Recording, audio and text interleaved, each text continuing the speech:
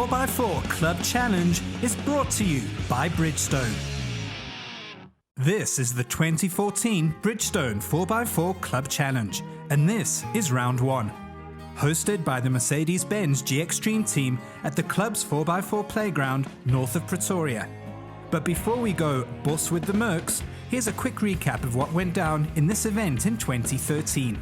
The Mercedes Gelandewagens 4x4s, with their military-based drivetrains, as well as front and rear lockers that can be activated and deactivated on the move, have bagged numerous Bridgestone 4x4 championships in the past. And in 2013's G-Extreme Club event, the spoils went to young Idmar Marx and Corbe Viljoen, as the duo booked their place in the Bridgestone Club Challenge final. More than 20 Mercedes-Benz 4x4s of all shapes and sizes, and price tags and ground clearance lined up for the start for the 2014 event. Supplementing the Mercedes ranks at this competition were a few Lichtenbergians, like Wimpy Olivier and Jaco van Sale. The two burly Lichtenbergians were in a tiny Suzuki Jimny. Thankfully, Wimpy and Jaco seem to be pretty close, so they won't mind the confined cabin too much. Anyway, after the traditional scrutineering was completed, it was time to get extreme. Our first customer is Bridgestone regular Anton Kutsia in a short wheelbase Gelandewagen. Anton's regular co-driver Connie was replaced by the brave young Peter Harmse.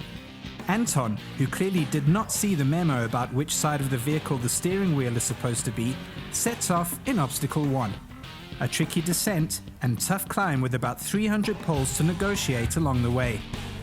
Wise move, Anton. Let's see if it helps.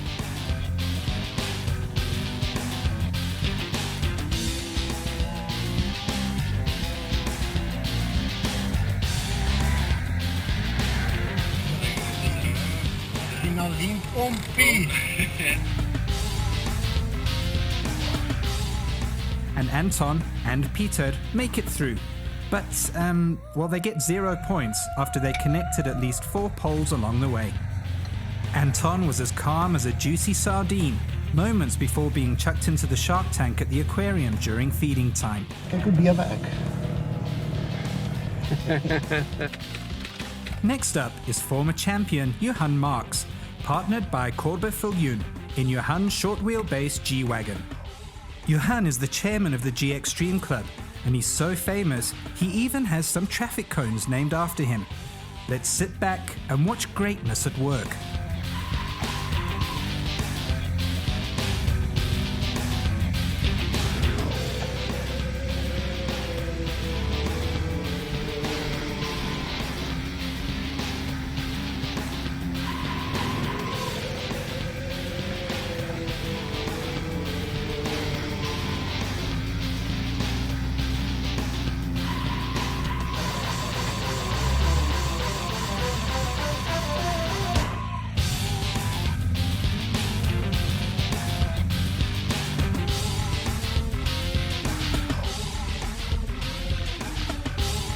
Johan takes it slow and steady, and everything seems to be going shipshape. But then, oh dear, he kills one of his own traffic cones dead.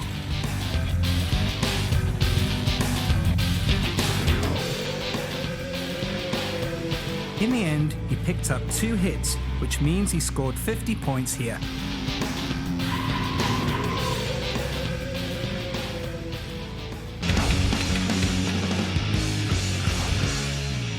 This is obstacle 2, and here are Johan Marx and Corbe Viljoen again. Being a man of experience, Johan decides to chat to the marshal about the rand-dollar exchange rate instead of inspecting the obstacle. Anyway, the Benz team is ready, and off they go.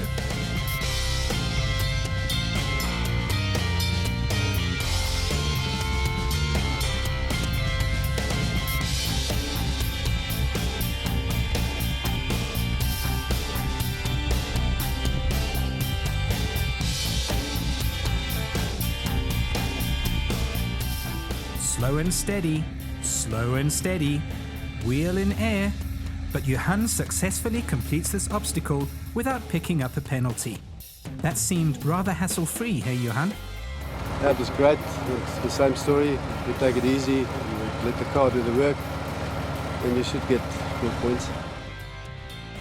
Meet Martin and Alice Engelbrecht, who are in a 300 GD diesel Gelandewagen.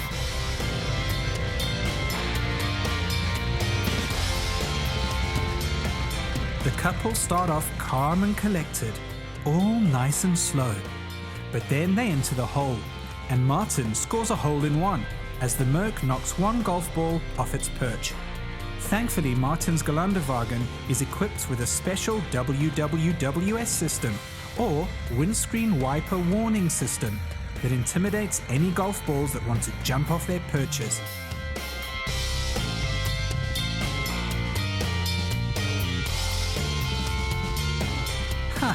He's obviously feeling confident and deactivates the WWWS system. And yes, the Engelbrecht couple make it through without any more lost points.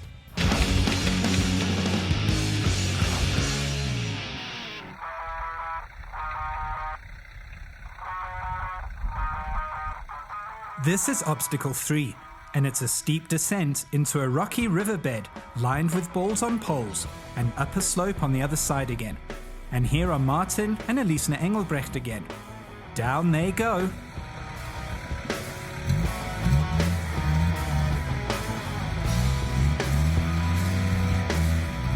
And oh dear, he knocks one golf ball off, and crikey, he nudges another pole into a new blood group. But phew, amazingly the golf ball doesn't go flying. But oh dear, it still counts as a touch, costing the team points. Hey guys, enjoy the rest of the day, huh? Our next customers are Idmar Marx and Ruan Oosthuizen in another 300 GD.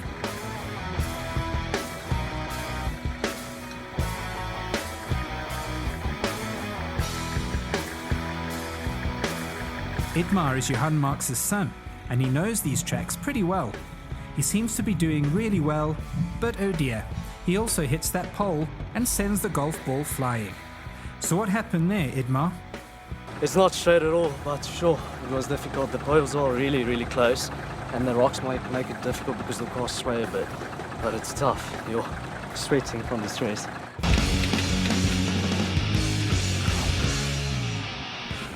Welcome back. We're still with Idmar and Ruan as they head to obstacle 4. This is another downhill test through a shallow stream, and then the teams have to clear a rather unfriendly heap of gravel that can easily catch out the unwary and hang up even a Gelandewagen. Idmar skillfully dodges the poles on the descent.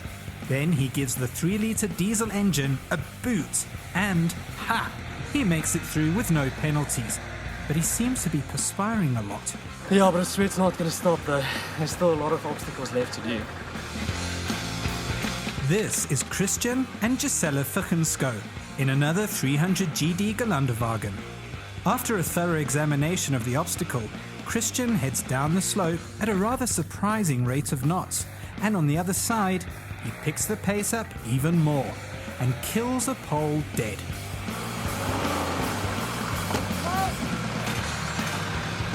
Gisela points where not to go, but Christian pretends not to hear and kills yet another pole very dead. Oh, crikey.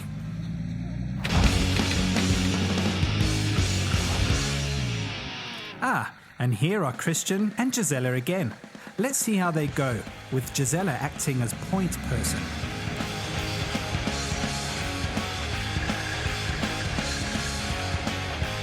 Crikey, Christian is again maybe a wee bit heavy on the right foot there. He connects 2 traffic cones, then he hits 1 pole, and on his speedy way out of the obstacle, he hits another one. So, if 1 cone or pole counts 25 points, how much does that leave you with, Christian? 0. Bad luck. This is Peter and Esther van Nieuwenhuizen in a long wheelbase diesel-powered G-Wagon. Peter takes a much slower approach, with Esther providing some vital direction. Oh dear, Peter touches the same pole that's catching everyone out.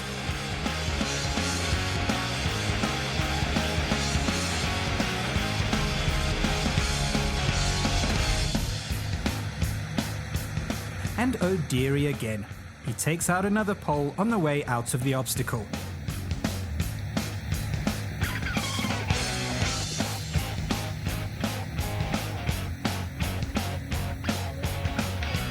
And now he's got to stop and reverse to make the next gate, costing more points.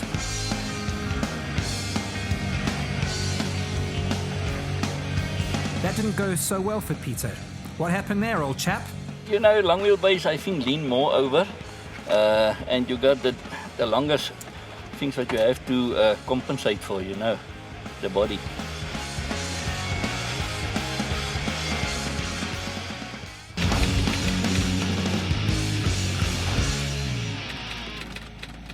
Up next are Bridgestone Club Challenge virgins, Paul Napski and Gina Przebylak. Paul's 230 GE Gelandewagen is fitted with very snazzy wheels and lower profile tyres, which are not exactly ideal for this type of environment. But let's see how they go. Paul safely negotiates the uphill as well as the downhill section. Now just the axle twisters and those poles to negotiate.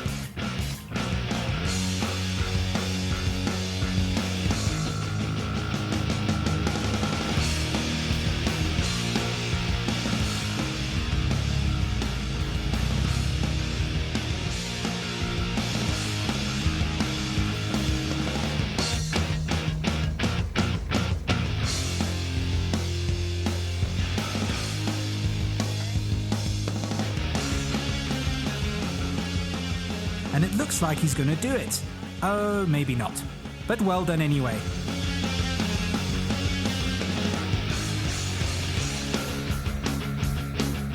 That was really good for a not so experienced crew. So how did it feel? Scary. Can't see where you're going. But good. I think I did okay there. I think I only had one pole. No, two. Oh well, one pole, two poles, it's almost the same difference.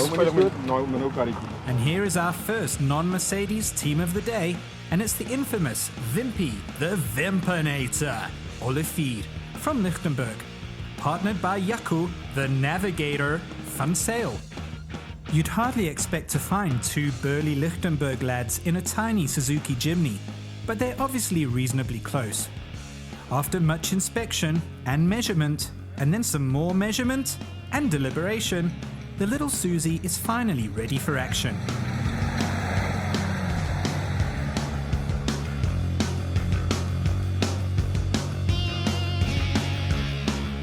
Wimpy deals with the uphill climb and the descent in reasonably restrained fashion. But then he hits a pole, and for those axle twisters, he decides to give it, well, fettle. And the big man, in the small car, storms through without hitting more poles.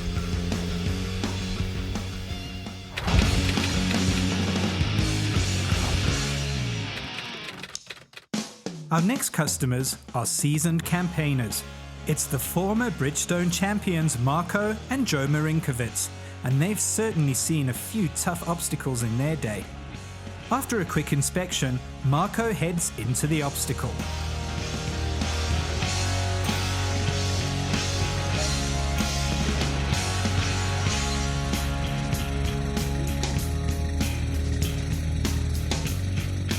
But oh, uber German 4x4! He also hits that first pole.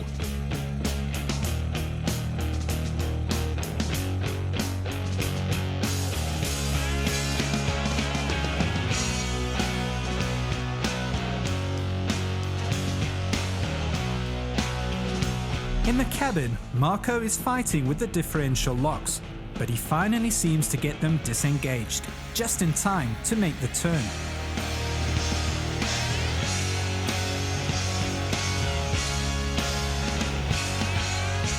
Now for the last section.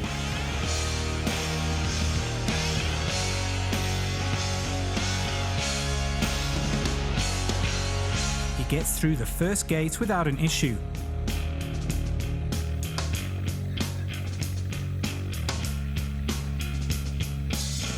Now the last climb.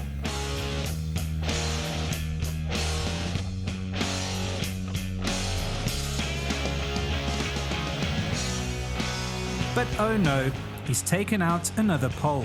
He makes it through, but that's 2 poles dead and a rollback for the former champ. Not quite the ideal result, is it, Marco? This was the most difficult one for me today. The others we did quite well today. This is Bram Hoffman and Jacques Kutzer in a 300 GD. They start the obstacle in rather impressive form, missing that one pole that seems to catch everyone out.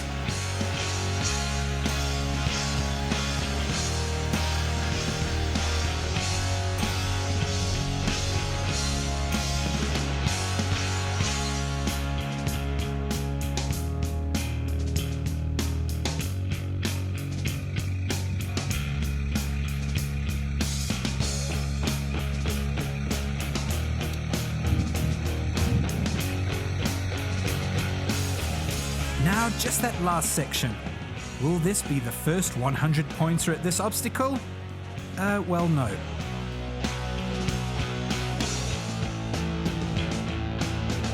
That was very good. I think we struck all of them. Kan nie met 'n 0 klaarmaak nie. Why not? Thank you very much. Sorry.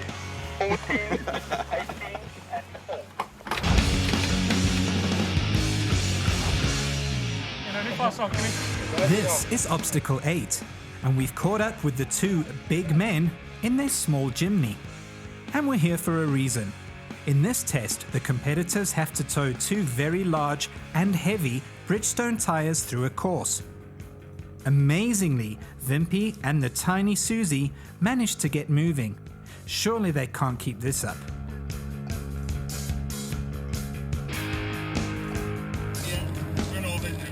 On they go, and now they have to make a turn around a tree.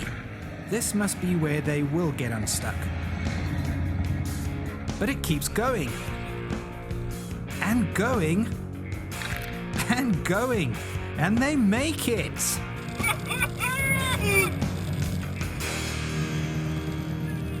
Kan ons nou die spikes in die tyre sit dan? Oh, die chains afval. Die is gewoon beneden. Goeie man, goeie werk.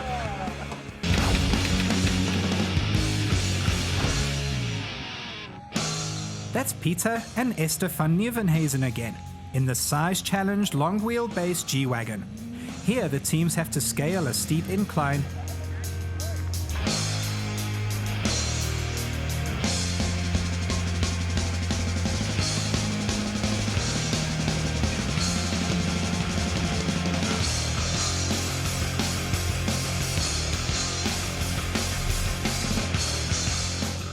go down a steep decline and then aim through a narrow gate, which happens to be in the middle of an axle twister.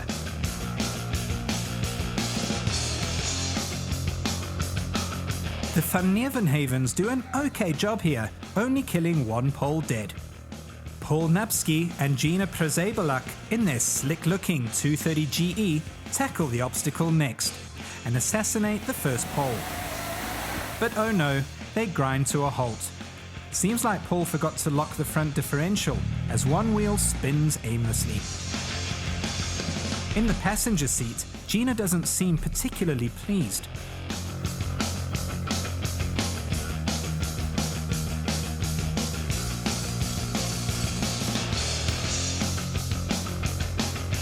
So he takes the rollback and goes for it.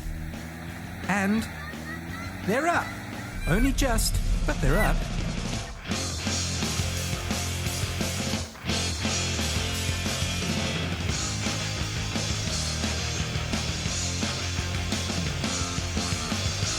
They successfully get through the second gate, and now it's just that axle twister climb business.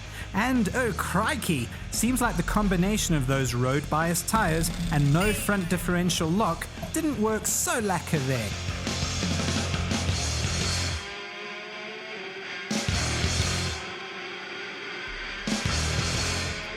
Paul takes another rollback, engages his locker, and makes it stick. Let's see if I got any points there.